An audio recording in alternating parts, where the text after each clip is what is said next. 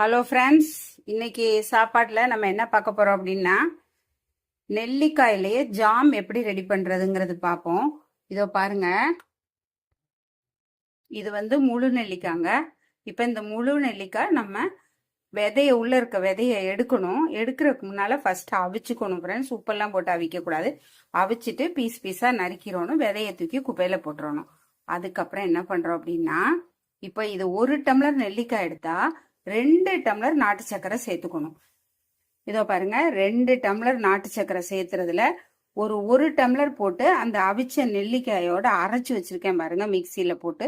இதோ பாருங்க, அரைச்சி வச்சுட்டேன். நல்லா கெட்டியா அரைச்சி வச்சிருக்கேன் பாருங்க. நாட்டு சக்கரை போட்டாதான் அது தண்ணி ஊத்தாம நம்ம அரைக்கலாம். அரைச்சி வச்சாச்சு. மீத இருந்த நாட்டு சர்க்கரையை பாகா காய்ச்சிட பாருங்க. இப்போ இந்த அரைச்சதை அதுல போட வேண்டியதான் ஃப்ரெண்ட்ஸ். நல்லா கிண்டி இறக்கணும். இதோ பாருங்க ஃப்ரெண்ட்ஸ், சூப்பரான நெல்லிக்காய் ஜாம் ரெடி ஃப்ரெண்ட்ஸ்.